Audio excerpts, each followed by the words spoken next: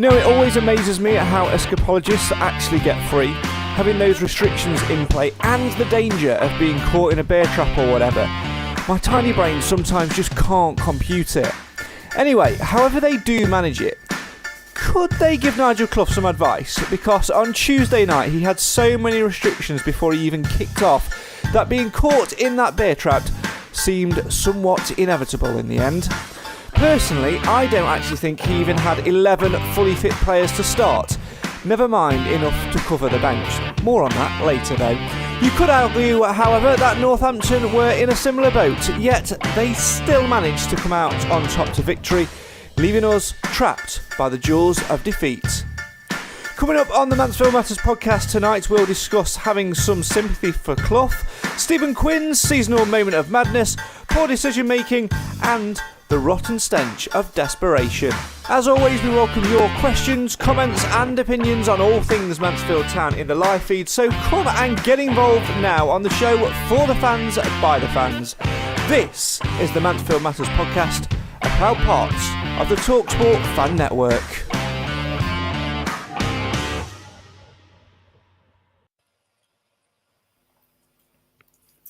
Well, hello, good evening and welcome to the Mansfield Matters podcast. It is the show for the fans, by the fans. Why? Because win, lose or draw, Mansfield always matters. Great to see you again. Great to be back in the virtual studio again. My thanks as ever once again to the Her Game 2 lot for last week's phenomenal show. More of them to come, I can rest assured. So don't you worry about that. But who is joining me in the virtual world to talk all things Mansfield Town this week, and to no doubt have a good old rant after a very frustrating evening on Tuesday night? Well, let's start with the man who I had the pleasure of his company on Tuesday and who today has shocked us all by using the word Bants. It's Mr. Bants himself. It's Alan Bants Wilson. Good evening.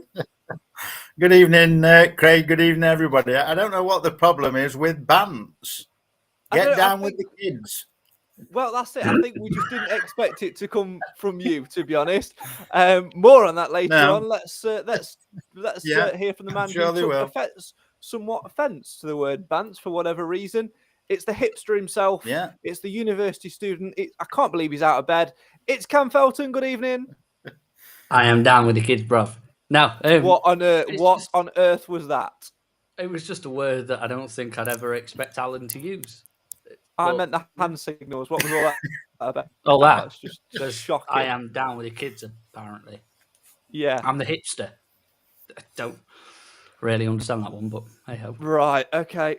Well, Moving on. Enough. I need someone to bring some normality to this. It's the man who is railless, but still has shirts.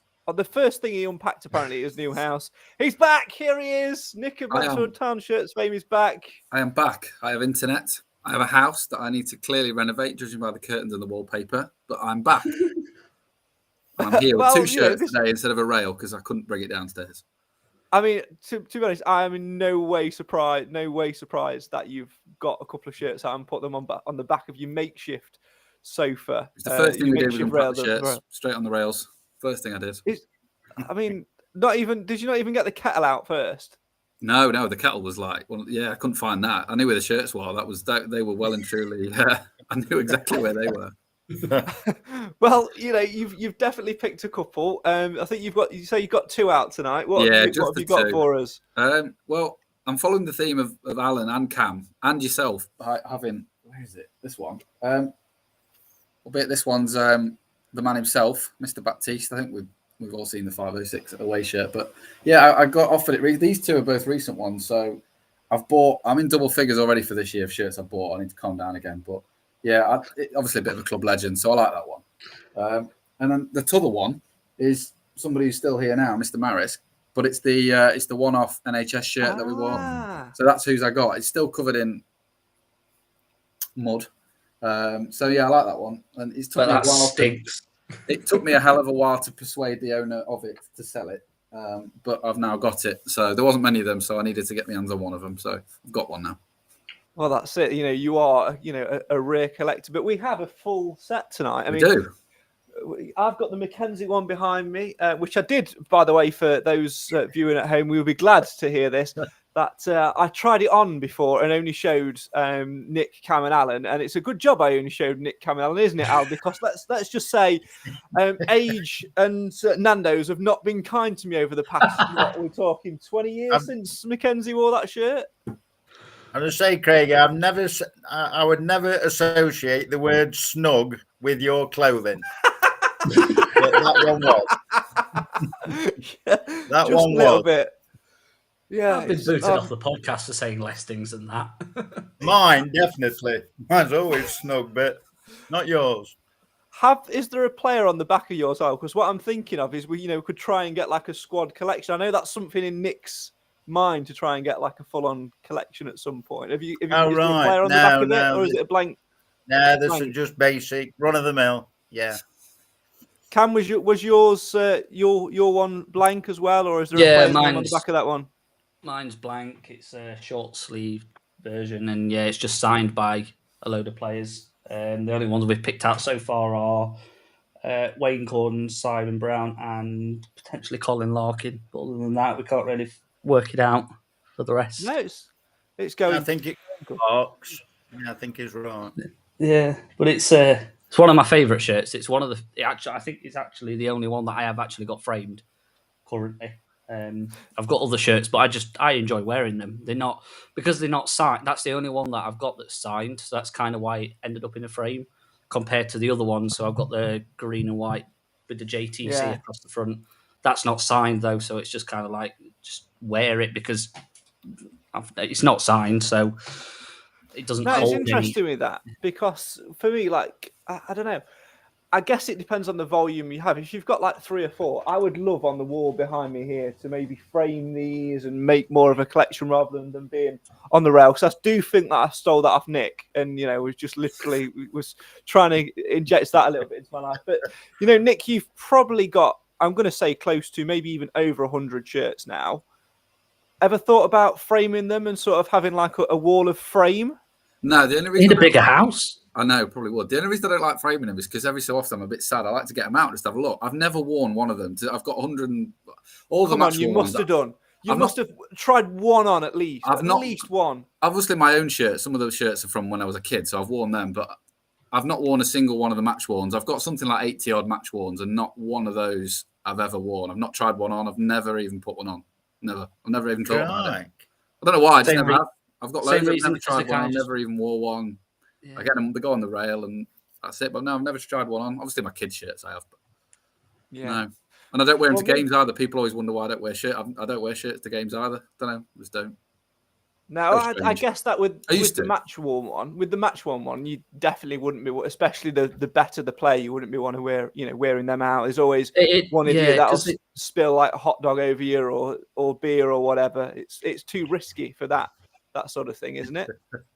Yeah, I think I said last season, I used to wear a shirt just a replica that I'd bought, but I wore it every game till we played Doncaster in the FA Cup, and then I didn't wear it that game, and we won about every game after that. But before that, I'd worn a shirt we'd lost most games, so I decided not to bother, and I wore one since. But then I wore one to Wembley, which was the big mistake. Oh, so it's your fault then, is it? Technically, yeah. According to my dad, it's definitely my fault. I thought it was my fault because the last time we were at Wembley and I commentated in 2011, I wore a suit, and I wore a suit again this time round. I wish I hadn't have done. But anyway, we can all blame each other. As you can tell, we've spent 10 minutes and 48 seconds talking about shirts and anything other than that, because I think we're all enjoyed it. But as always, if you want to have your say on your team, feel free to do so in the comments. I know a few of you have done already. We'll come to some of those in a little while. But Alan Wilson, kick us off Tuesday night. I mean, it was all going really, really well, wasn't it? Until the point that we walked in the ground. Yeah, we had a very nice travelling down on the bus. Clive did his bingo, which was excellent. We had nice meal in McDonald's, and then we got to the match. But I honestly don't believe they were any better than what we were. There were two poor teams, but they scored a penalty. I really honestly believe that they were no better than what we were. I don't know. I don't know. I mean, other people might have different views on that, but I just think it was two poor teams. They got a penalty and that was it, because we had enough chances to win the game. That we did. But, they got one, they scored it, and that was it. I'll keep pessimist Craig in his box for now. Cam, obviously, it was a defeat, and obviously the big talking point is Stephen Quinn. Paula says Quinn is a hot-headed liability, disgraceful challenge on the lad, could have done a lot of damage. Macca was brought back way too soon, same as our right back. We'll come on to the Macca thing later. Let's deal with the Stephen Quinn incident.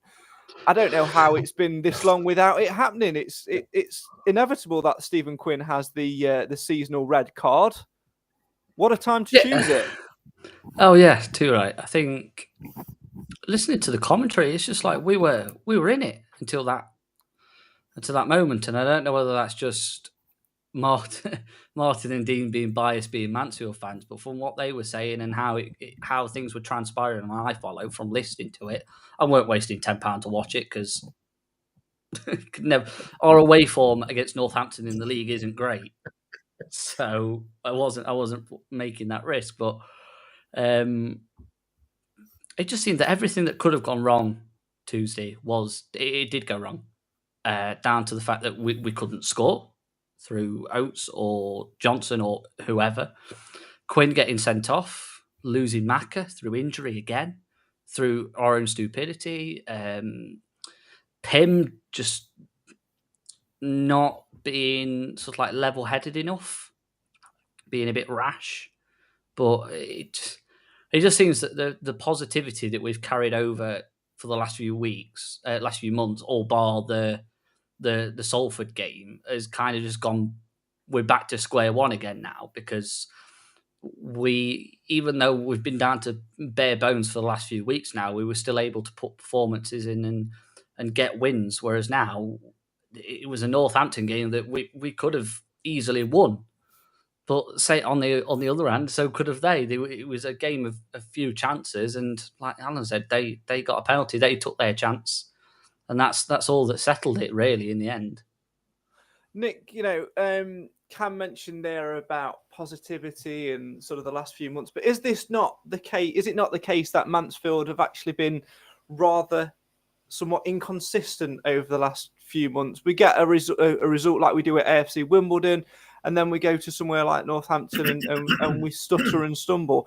I was looking at the stats and I actually couldn't believe that we're in like the top 6 sides over the last 12 games. I just don't see how we seem to be clinging on there, and I don't know. It's really making me pull my hair out at the minute and just have a little bit of confusion about where Mansfield are, because in one hand we're great, and then it's like which Mansfield side will turn up.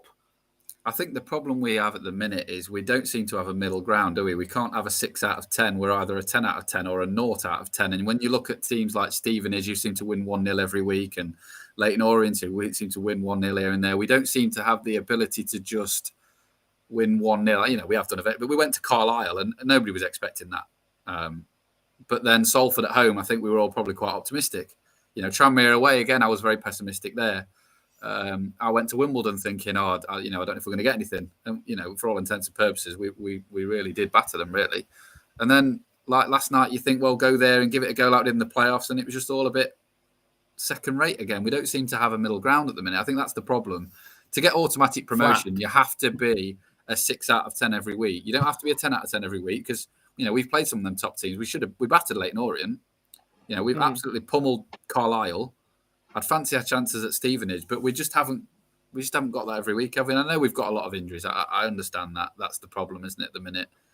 Arguably, our form, weirdly, with these players out was better than when we had a full fit squad sort of early in the season. But we certainly, with 9 players out or whatever it is, we're going to struggle, aren't we? But we're just very inconsistent. Like Cam says, you do feel like sometimes you're back to square one, but then you look at the table and you realise, on the form table, and you realise we're actually quite high up. We'd won 4 out of 5 before last night.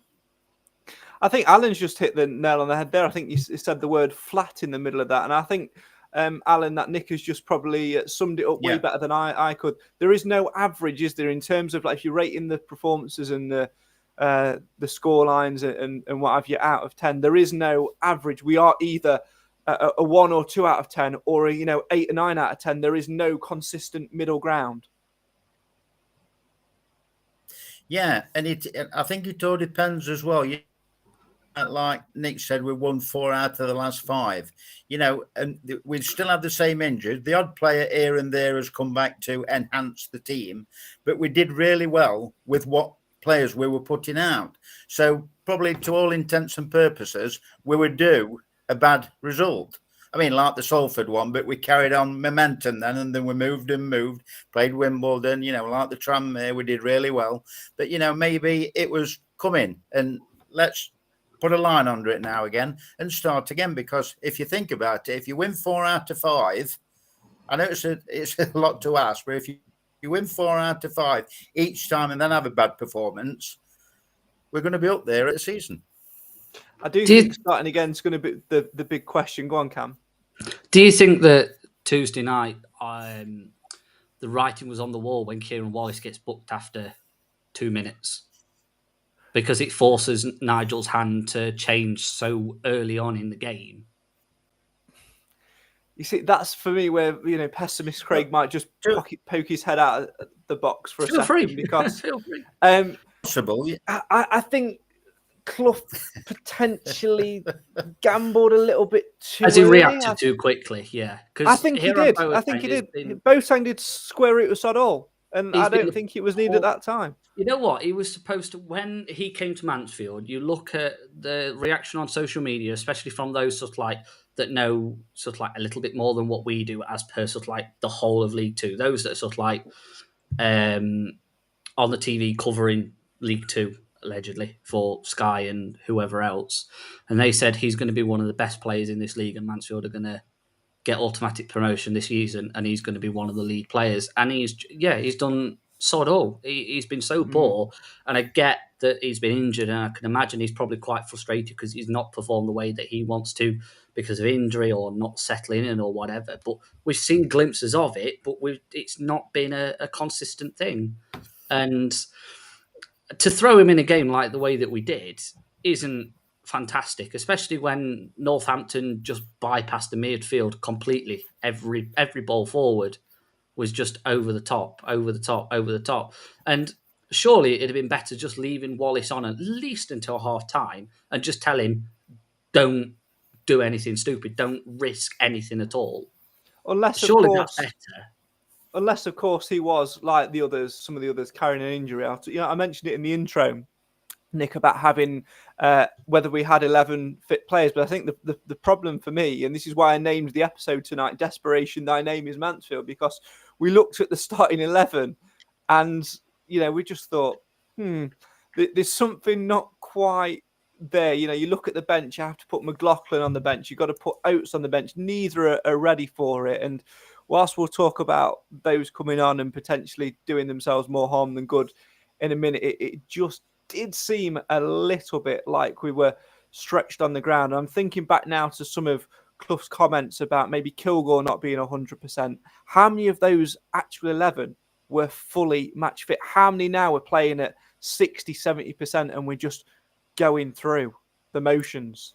I think a lot of them are, aren't they? I think a lot need a rest and they're just not able to. And then, like you say, we bring players back a little bit too soon. I think it has caught up with us a little bit when you look at most players are either not been playing consistently in that 11 that you picked on Tuesday, or they're playing out of position. So Bowery, Akins, Johnson hasn't played, Boateng hasn't played, Wallace hasn't really played. I know he's played the last few games, but that's only really because he has to, because there isn't anyone playing. Clark hasn't played loads this season. I know he's played a lot since Christmas, but again, he's no, apart from the back, the centre 3. But again, we've played 4, we've played 5. So again, that's not consistent. The goalkeeper's not consistent. So when you look at the team we played Tuesday night, there was no consistency anywhere across the pitch. Some were clearly tired. On the subject of bookings, we had all 3 of our centre midfielders and 2 of our centre-backs booked at Wimbledon. How we survived with 11 men, I've no idea. But I think he didn't know who to bring off there because all 3 of them had been booked. I just don't think he knew who to bring off. But yeah, it's difficult one at the minute because you can't really moan about team selection and formations at the minute because they don't really see what he could do with the players he's got, and players on the bench are clearly not fit, are they? Yeah, absolutely. I think Richard in the comments, Alan, has absolutely nailed it. He says, how can anybody expect us to play decent football when we have 9 players out injured? We are way off what our first 11 would be, and the extent of the injury situation makes players tentative in challenges as they don't want to risk injury, and not having a good bench means players staying on when they're not really on their game. We're missing Maris and Hewitt big time. Can't expect decent crossers from Akins at right wing back. I think if ever we were going to do maybe comment of the show, that probably is it. Definitely. Yeah, I would agree with everything else, Craig. But, it could have been so different. Put Wallace, bring Boateng in, put Wallace at left bank. I mean, where you put Barry, we might be able to fit him in. I'm sure they'd have fit him in somewhere. But, and then even brings McLaughlin on. Why risk him when he's only had one training session? Put Jason Law there if you have to. He'll do you a job. And within 20 seconds, was it? He played the perfect through ball for Oatsy. Was it Oatsy? I think so. It didn't come to anything, but he's got that vision. He's a bit like Sturk in that respect. Well, he's just unused, the poor lad, I'm afraid. Isn't Jason Law a left back by nature anyway? Well, he was originally. I don't know whether he still is. Probably more of a wing back. You'd probably have to ask him, where he prefers to play. Well, surely what he sees as his best position. I'm sure his answer at that point to that question will be anywhere as long as I actually get on the pitch. We'll come on to that later. Yeah, I've seen him at left back, and I've seen him do a damn good job. Yeah, I want to touch more upon. That's the annoying thing. Because has anybody heard any news about Macca, by the way? No, I want to touch more upon that later on because I think that's a big talking point. I want to go back to Stephen Quinn for a couple of minutes. Had a couple of comments coming in on that.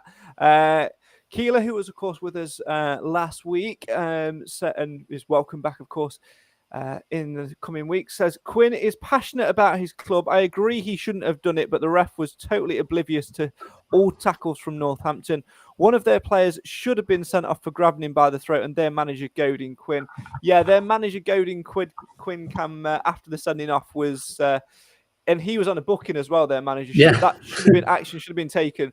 But I don't think we can use that as an excuse because it was a tired, lazy tackle from Quinn where he let anger, frustration, all of that stuff which you wouldn't expect an experienced player to do get the better of him, and he's cost us for at least 3 games. And to be honest, it wouldn't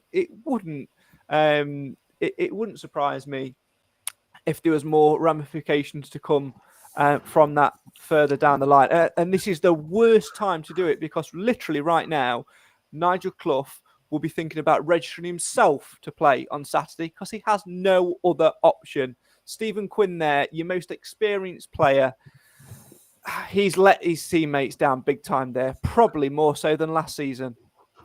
Yeah, he has. I think as per future ramifications, I think all that we will get is probably a fine for failure to control our players, as will Northampton. But realistically, if the EFL do look at the incident again, then you'd expect some bans coming on the other side. Whoever grabbed Quinn, shoved him to the floor, whatever John Brady said to him, because quite clearly something has happened further to that. And like you said, he was already on a booking. It's disgraceful to watch a player sort of like get into that sort of situation from a manager, and it just shows the lack of control that the referees had. Because Quinn probably yes, it's a red card, and nobody's ever questioned that. I've seen comments all over Facebook and Twitter. Nobody's arguing it was a red card because it was. They're arguing the fact that it was a foul in the build-up, and that's what's caused it. And we're not using it as his excuse, but the reason that whole kerfuffle after Quinn got sent off was because of just emotions boiling over. And I think it showed that both teams were fighting for the game and how much it meant to both teams. And it was, as an outsider, you're probably thinking, oh, you can tell that they're both up near the top, they're both running on a lot of adrenaline. But in that moment, you're thinking, like, you've got to keep your head because we've got, what is it? By the time he's got his ban done, we've got 11 games left, 12 games left, if that. That's if he only gets a 3-game ban.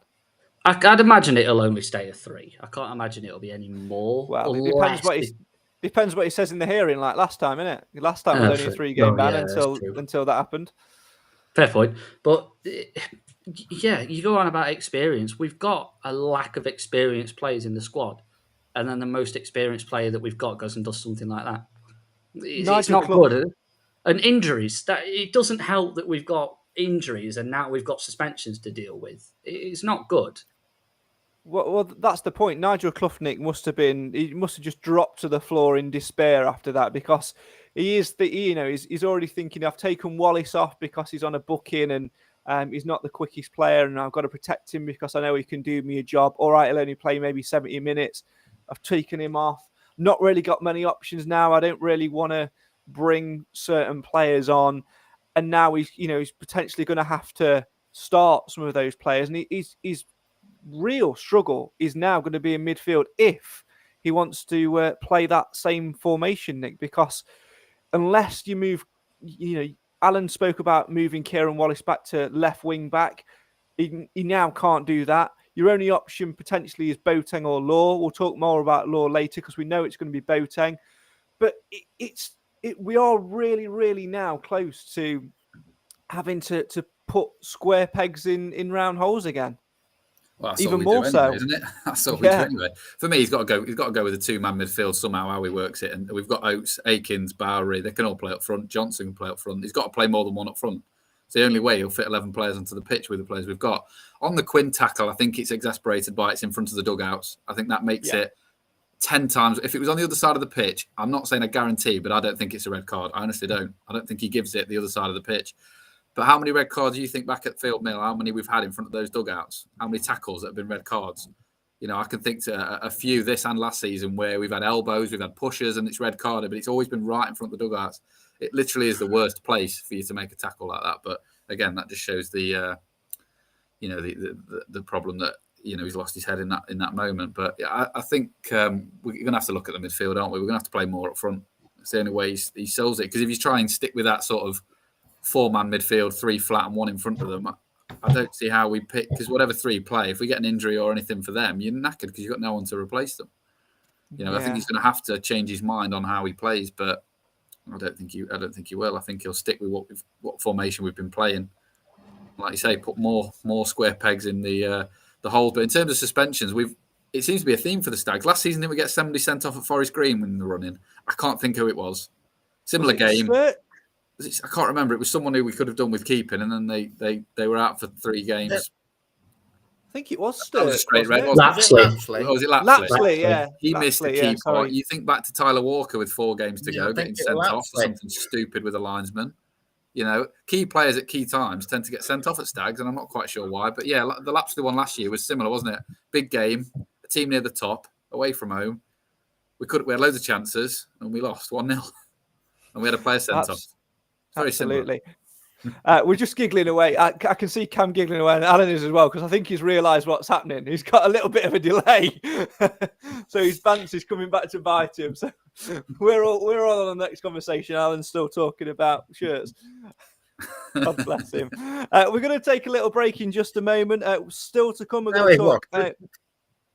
Hey. I don't know what's going on. Alan's still talking about Wimbledon, I think. Yeah, God bless him.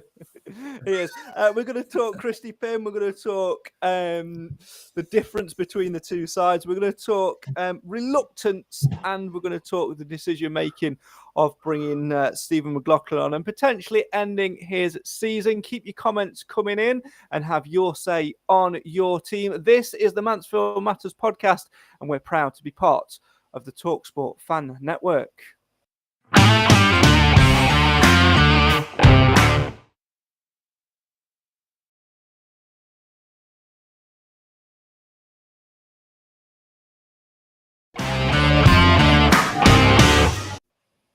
Welcome back to the show for the fans, by the fans. This is the Mansfield Podcast. watching the video version of that, would have been gone for all of 15 seconds. If you listen to the audio version, maybe a little bit longer. So maybe get yourself across to at MTFC Matters on Facebook and YouTube and Twitter, and come and watch it as it happens, and you can have your say on your team. Right, welcome back to the show. Keep your comments coming in, as I say. Still got Alan, still got Cam, and still got Nick with us. Let's delve straight in to the first of my points. We brought it up a little bit earlier on in the show, Cam, and that is Christy Pym. He, of course, was brought back into the starting 11 yet again by Nigel Clough after Scott Flinders played well at AFC Wimbledon, because Christy Pym is first choice keeper. He's the better keeper, according to Nigel Clough. And then he was definitely at fault for giving the penalty away. And the more and more I watch that decision, that the video back of the penalty incident, I feel for him a little bit, because he has to come out and he has to make himself big, but he has two covering defenders, Cam. And to be honest, I don't think he needed to dive in. I think he needed a little bit of a shout from his defenders just to stand up and try and usher the player wide. He didn't need to dive in. No, he didn't. But I just think that's just how Pym's season's going at the minute, because I just don't think he's a great goalkeeper in some aspects, but just shown in crucial games where there's just been mistakes, or there's just been reading of the game wrong, or a clearance, or a wayward pass, or a wayward clearance, or whatever, or he's not made himself big in situations, and that's the problem. I think you look back at Bradford away, and Scott Flinders was very much thrown in at the deep end, probably the biggest game we'll have played to this far this season. Just by the virtue that they were on a really good run of form. It's always going to be a big game because of the attendance and just what it meant to both teams, because we're obviously battling at the top. We both considered the two of the bigger teams in the league. And Flinders did absolutely fantastically, and then just gets dropped again. And I really don't understand the logic behind it. I know it's always been a case of Flinders came in as number two and expected to be on the bench, and sort of like more of in a coaching sort of role, and sort of like future proofing on our part a little bit, maybe bringing him in to be part of our goalkeeping setup. But obviously we've had to play him sometimes this season. To be honest, he's been a better goalkeeper than what Pym has. Being able to stand up, command his area, being physically quite a bit bigger. He's 6'4", and Pym's only like 6 foot. So that's another thing, sort of like just being able to command his area and just make himself big. There was a great save at Bradford that he made that I don't think Pym probably would have. And it's just been incidents with this season where I just think Flinders would have been a better shot stopper in certain games. And Tuesday night was definitely one of them. And if Pym starts on Saturday, I'll be quite disappointed, because you look at how Stockport play and it's quite a physical game. So Pym just gets bounced around in the box a lot of the time. So we'll wait and see come 2:00, but I'll be very frustrated if I do see Pym on the starting lineup.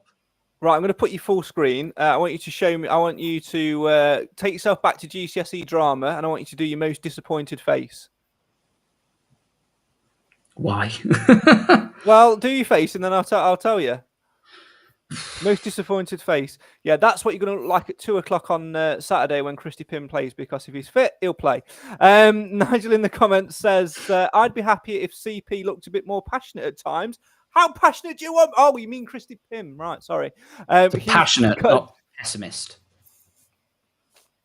He's got a decent... It is. He's got decent pedigree, but I'll be surprised if he's here next year. I don't know. I don't know when his contract's up at Peterborough. I think if he's a free agent in the summer, we'll sign him. Depends on what league we're in, what league they're in, and all of that sort of stuff as well. But we start a petition. Bring back Nathan Bishop. See, I have a theory, and I'm probably going to be wrong, but I think that potentially Flinders was brought in with the view of really helping Nathan Bishop go to the next step, because I think we probably thought we were going to be in League One and we'd get Nathan Bishop again. Michael says, I agree. Play the man in form, Flinders for me. Richard says, Pim is not the better keeper, but it's clear without anyone actually admitting it that he has to play if fit due to a clause in the loan agreement. Doesn't distribute anywhere near as well as Flinders and doesn't command his box the way that Flinders does. Absolutely. Keep your comments coming in. We've had a question from the StockSPORT podcast, which Clive went on the other night. We'll come to that in a little while when we do podcast predictions. Nice to have you with us, guys. Where was the comment from earlier on? I was going to talk, Nick, about, I mentioned before the break about outplayed and things like that. Now, maybe it's pessimist Craig coming to the surface again. I know. I don't know. I thought that, you look at the two teams, and this is where it stemmed from. Michael's comment of, at the end of the day, both teams were poor on the night. The difference is that we made the critical mistakes and they punished us. Yes, that is true. But also, I think that they did one other thing which was the difference, and that is they pressed and they had energy. From the very first whistle, I don't think we had energy. I don't think we pressed enough. And if you look at how they won the penalty in the build-up to the play, the press on the halfway line, the midfield is absolutely ratting at ours, winning the loose balls, winning it back, drawing on our weaknesses that we've got a slow back line, whether it's through injury or whatever, playing balls through the middle, playing balls in behind, over the top, whatever it is, and really, really stretches. And we have to admit, not on one occasion. If it wasn't for Alfie Kilgore, Nick, I think Mansfield could well have been coming away from Northampton on Tuesday night, having conceded 2 or 3, put a good couple of blocks in, and that all came from them pressing in midfield. We could have done. I agree with that. I think us and Northampton are very similar sides. I think they seem to every so often, every 4 or 5 years, have a really successful team, get promoted and then come straight back down again, which we sort of seem to miss out on. But I think we are very similar teams in a very similar position, with very similar players, very similar fan base, very similar ground. I think we are a very similar team to them. I don't particularly think they outclassed us. I mean, for the first probably 20 minutes, Wimbledon outclassed us. I thought they pressed really high and their fast forwards really actually had us on the ropes a little bit. And then we sort of found our legs. I just don't think they've got many legs to give, Craig, if I'm honest. I don't think the lads have got much in them to press. I mean, the games where, like Carlisle, we started like a rocket. And we showed how we can play when we press high and push up and attack. But I think they're running out of steam. I don't think they can keep doing it. I think we just run out of... You can't really press with Danny Johnson up front on his own because he just can't do it on his own. He's not that sort of player. You need to play to your strength. You wouldn't ask Richie Barker to do that because you wouldn't ask Chris Greenacre to do it, but you might ask Oates to do it or you might ask Akins to do it. But you've got to be very selective that... Keeler Dunn's not really going to press constantly. He'll press a bit, but he's more of you need him on the ball. And then you look, is Wallace going to press? Not really. Quinn, he does it every so often. Clark, he didn't pick a team to press, so we can't really be surprised that they didn't because Johnson doesn't. And if you want to press, you've got to play the right players in the right positions to do that. And I think we have got those right players, but they're not in the right positions to do it. Akins and Oates up front for me is a high press attacking line. Johnson up front on his own is the complete opposite, and that's for me where we've got to. Nigel's got to explain those decisions, but we've got to temper our expectations a little bit. That team on Tuesday night was never going to press from the whistle. It just wasn't. It wasn't set up to, and it didn't. Rightly or wrongly. Yeah. That's for me is why we didn't because it wasn't set up that way. And like we were saying earlier, Cam said he'd be surprised. He'd be surprised about the goalkeeping situation. I'm going to ask Alan Wilson in a minute. I'm padding to give him a little bit of time to catch up with a question. And we know what he's on the end of a string cannon, a bit of string to hear what we're saying tonight. So Nick, I want you to practice for me your most surprised face when we play exactly the same formation. That one. I think that's better than Cam's. I think we're doing well. That's Alan my face Wilson, when we score. When I go to a game and we actually score, that's my face. I don't celebrate. I just look bemused. Alan Wilson, you're going to see my surprised face in a minute if we manage to get through to you. Nick was talking there about the midfield being leggy on Tuesday, and the fact that we are leggy, we are tired, and the one thing to rectify that is changing it. Should Nigel Clough look at changing it, playing 2 midfielders rather than 3 and getting more bodies up front where he has the personnel to do it? I would say so, definitely. But I also think, that didn't we have a rest? Didn't we have so many days rest because we didn't play Leighton Orient? So there's not really an excuse there. I don't think. Why we were leggy. I don't understand why we were leggy, because we didn't play. Like the others had been playing. And I don't know about this, what you're on about, because I've been hearing all your questions exactly as you're telling them me. So I don't know what happened there. Every time we seem to be talking, and then you just pop up about 10 minutes later. It's weird. No, I don't know. Mansfield's leggy and Alan's laggy. Yeah, you stick to the surprise. I can only apologise. I think you're with us now, Alan. I think you're live. And I've understood what you've said. I think you're live now as well. I think you had a little bit of a moment earlier where your connection might have dipped, but you're back with us now, and that's what matters. Craig in the comments says, I think we miss attacking midfielders such as Lapsley. Northampton have a good balanced side and have learned from last season and deserve to go up. Yeah, completely agree with that. But it's that thing again. We wouldn't be missing players like Lapsley if we had players like Louis Reed, who didn't get injured. Anthony Hartigan, who we didn't need to get in the first place and still got injured. Remember him? We've still got him to come back. We've got so many players in there that are missing. It is really, really frustrating as well. Nigel says, surely DJ and DKD up front, you have to get down the flanks and in behind them. It never happened. Yes, you have to get in behind them, not by launching balls over the top. That was the only game we played on Tuesday night, Alan. Get it to the full-backs. And who fit long? We didn't try and play football. We didn't try and get Johnson in through the middle where he would be effective, as was proved at AFC Wimbledon. In fact, the longer that game went on Tuesday night, in fact, I actually turned around and laughed, didn't I, when we took Johnson off? Because I said to you before the game when we were enjoying the very nice McDonald's that he's only in because there's literally nobody else, because Nigel Clough would not change the side to suit him.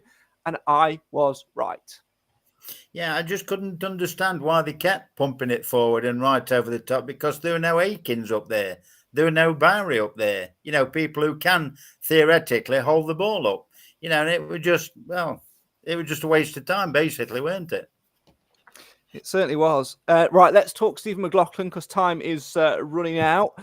Of course, because of our situation on Tuesday night, Nick, Desperation, thy name is Mansfield. We had to name Stephen McLaughlin on the bench. We had a bit of a feeling that he would be after he did the interview the day before, where he said, I've only had one training session. We throw him on. He does all right. He lifts us for 2 or 3 minutes, and then the inevitable happens. And now we're highly unlikely to see him for the rest of the season. And it's backfired. What we've essentially done is we've gone, right, let's have everybody's mortgages. We're going to whack it all on red. And it's landed on black. We've had a history this season, haven't we, of rushing players back too soon. I could count. There's been multiple, hasn't there, where they've come back. I think left back is the most criminal, because we never signed one. We had one, and then he was not fit, but now he's fit enough to join Gillingham. We've had 9 months to sign a left back. I know the argument is, well, Wallace plays there. Well, he doesn't, because you never play him there. Jason Law plays there. I know he does, but you don't play him there. James Perch occasionally plays there every so often, but he, with our budget, we could have signed a left back. There's no doubt about it. And I don't care whether they're 50, 40. I'm not bothered who they are. We could have signed somebody as cover for left back, and that person would have played, wouldn't they? They would have played. We could have got Alan Tankard out of retirement. I'm not bothered. Just anybody to play left back to come on, because last night whoever they were, insert name of left back, they would have come on. Instead, we've brought our sort of star asset back, and he's got injured again. Is it not the case, Cam Felton, that it's Nigel Clough has only got himself to blame because Nigel Clough is reluctant to play Jason Law in the first place? He should have brought Law on and not McLaughlin, who clearly was not fit and therefore has put him out for the rest of the season. Nigel Clough bringing Stephen McLaughlin on did more damage than good, when all he had to do was swallow his pride and say, here's a chance to a promising young player, go and take it.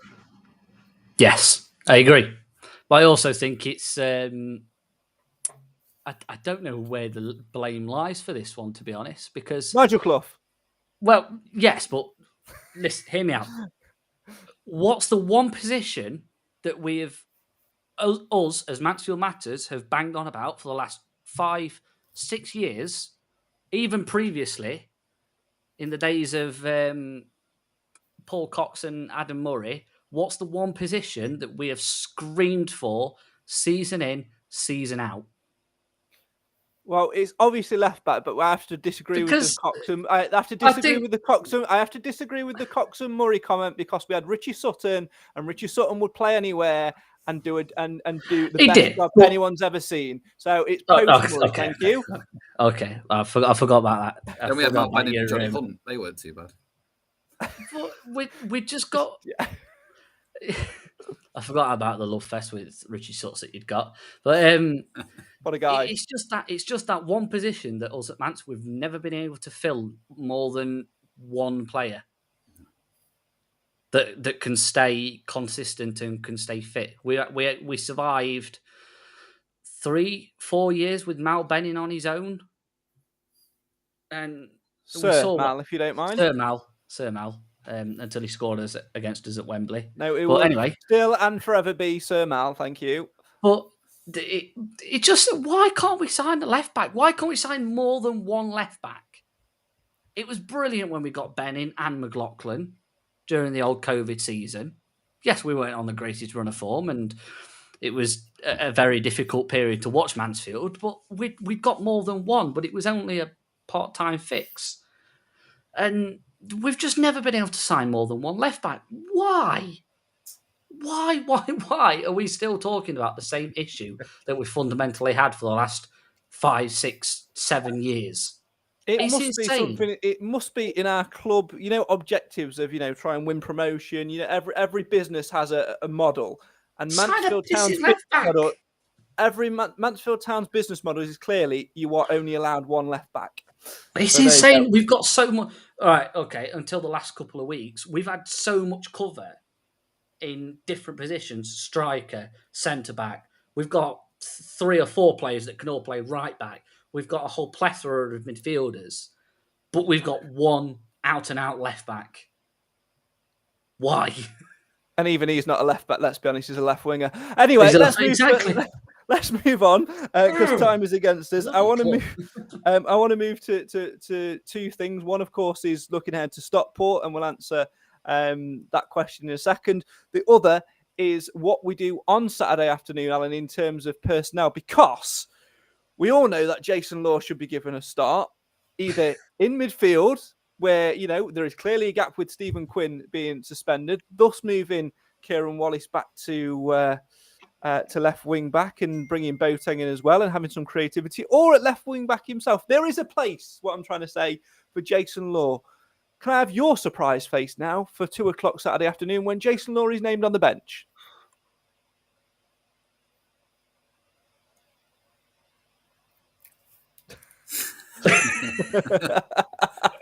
He's nailed it. I just realised that this part of the podcast isn't great for the audio listeners. Watch it back, YouTube and Facebook. Alan, put some words to the expression, if you please.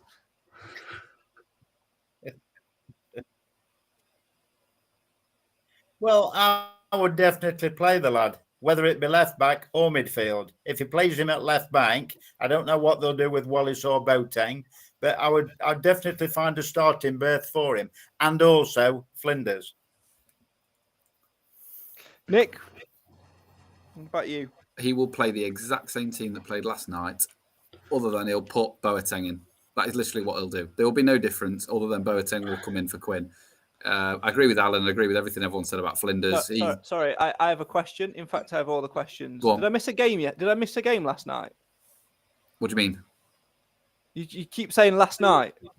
Oh, Thursday. It's Thursday, isn't it? Tuesday. Tuesday. Next week's going to be even weirder. I know. Yeah, he'll play the same team that he played Tuesday night, but with Boateng in. I wouldn't do that. Yeah, I'd have to go 4 at the back and try and get Akins back up front. I think he's better up front with someone like Johnson to give him a bit of service, but he won't. It'll be the same team with Boateng in, unfortunately. Cam, your thoughts on that and your thoughts on Stockport as I just scribble down what would be my team for Saturday? Did we just go all guns blazing and play like 5-2-3? Somewhat ridiculous. And just like why midfielders. on earth would we still play 5 at the back? Well, obviously we're running out of midfielders. Is it insane that we're running out of midfielders? We've been saying we all are season and we're not. We've got all right quality midfielders. That's nothing against Jason Law, but same again. I'd play him as a left back rather than a midfield. But yeah, I'm on the side of everybody else. He'll play exactly the same lineup, but he'll play either Law or Boateng instead of Quinn. It's Clough's too stubborn to change it. I would agree with Wills in the comments. I think he's right. I think Hewitt will play Saturday. Yeah, we missed him big time, didn't we? We missed him big time, didn't we, Nick? Yeah, we've missed Hewitt. You could write down all the players, and I think he'd be up there with the one that we've missed the most. But yeah, I don't know whether he'll play. I don't know whether he's ready to come back or not. If he is, obviously he'd go straight in the team for me and stick Akins up front with Johnson, but I just can't see it. I've gone for a 4-2-3-1 formation. I'll try and put it in front of the camera, but last time you said you couldn't read it. Can you see that? I can read it. So Flinders in goal, back 4, Hewitt, Kilgore, Perch and Harbottle. So Harbottle left back. Clark and Wallace as holding midfielders. Why are you laughing at Harbottle at left back? He can very capably play there and did for Forest under 23s. In fact, if you're looking for a left back, he's your natural choice. You've banged on about getting Jason Law in the squad, and then you've not put him in the squad. Yeah, I know. Because I know I haven't. Is it realistic? No, well, it's more realistic than putting Law in, which Clough definitely won't do. But I had a brainwave about Bowery on the left wing, DKD on the right, Akins in the middle, Bowery on the left hand side. Those 3 interchanging, and then DJ up front. Actually, no. I just realised I said that this was realistic, and I put DJ in the starting 11, haven't I? What am I doing? You know what? To be honest, after seeing it, I'd agree. Other than maybe swapping Akins and Keeler Dunn. By the virtue, I think Keeler Dunn is a lot stronger through the middle. But that's what I said. It's a fluid 3. They interchange and play anywhere. It's a very good. Has anyone ever called Mansfield Town fluid? We're very rigid, aren't we? There's always next week. Anyway, let's go through some more comments, and then we need to do podcast predictions because I'm going to get shouted if I don't end this show in the next 2 minutes. And that is, obviously, Wilson said Hewitt will play and Lucas up front, up top Saturday, definitely. Well, if you say it, I absolutely think it will happen. I know you're the man who was definitely get it right, so I'm going to put my money on it right now. Ed has said, why not give Anderson a start at right back, get Akins back up top, or is that too easy? I love the suggestion, Ed, but again, it comes into the category of Nigel Clough not wanting to play young players. I agree there, we should be given a chance. We've also got a very young, hungry striker that's sniffing around as well, looking for a chance. Keeler says he'll definitely play Boateng. Nigel says, didn't Clough say Maris is getting close? Hope so. Richard says, Hewitt has contributed to so many goals from his crosses. Look at the one against Bradford, for example. Let's answer the question about how we're feeling about Saturday. Are we confident? A one-word answer from all of you. I'll start with Alan, then go to Cam, then go to Nick in that order. Alan, are we feeling confident for Saturday? Yes. Cam? Ish. Nick? No. Oh, bloody pessimist, honestly. Oh, dear. Nick, I've got you back, mate. Oh, no. Not away from home there, no. No. Right, shall we start with podcast predictions? Shall we start with the pessimistic and work our way back up to optimistic? Nick, I'll go with you to start us off. Podcast predictions for Saturday, please. 2-0 Stockport, 23rd minute. I will also go for a defeat. I'm going to go for a 2-1 loss. The 9th minute.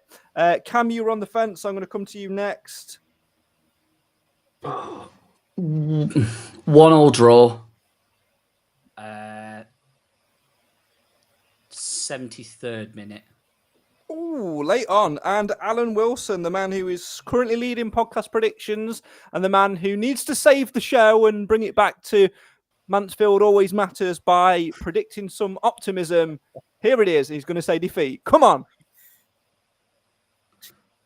2-1 Mansfield win, 18th minute. Love 18th minute. We'll get Clive's predictions. We'll get Nathan's predictions in the week. And we'll, of course, pop them on our social media if I remember to do so. That's all we've got time for tonight on the show. For the fans, by the fans. This is the Mansfield Matters podcast. We're delighted to be part of the talkSPORT fan network now. Really great to be a part of that. Thanks, as always, to Nick, to Cam, to Alan. We're expecting Nathan at some point tonight. Obviously forgot. We'll let him off. And we were expecting Clive as well, but he's just messaged to say sorry. We've got a Stockport fan who's just been in touch on the in the comments very quickly. He says, playing a back five would be your best option as we can't score against Park of the Bus teams. It always happens. 2-0 County, by the way. Well, maybe Saturday, Aidan, could be the time when your luck changes because we're less Park the Bus and less see who we can get on the bus in the first place. Anybody want a bus ride? Who knows? Right, we will see you again on Monday, I believe we'll next be live, when it will be Cam, because I'm at this joyous thing called work. Looking forward to that. So Cam will be in the hot seat on Monday, and I'll see you hopefully Thursday when we've got more positive things to Two talk podcasts about. in a week? Wow. Oh, yeah, it's because we've got a Wednesday night game. Put it in your calendars, people. Put it in your calendars. Goodbye.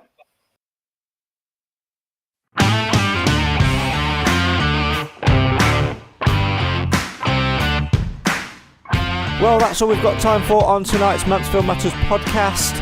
Thanks, as always, to the Mansfield Matters podcast panel and to you guys for watching and listening at home. Make sure you join us again next time on Monday night when Cam will be in the hot seat to talk all things Stockport and to look ahead to Wednesday night's clash with Grimsby at One Call Stadium. And of course, if you want to find out more about Mansfield Matters or indeed interact with us, we are at MTFC Matters on Twitter and on Facebook, so come and say hello. Or of course, you can email your thoughts to mtfcmatters@gmail.com.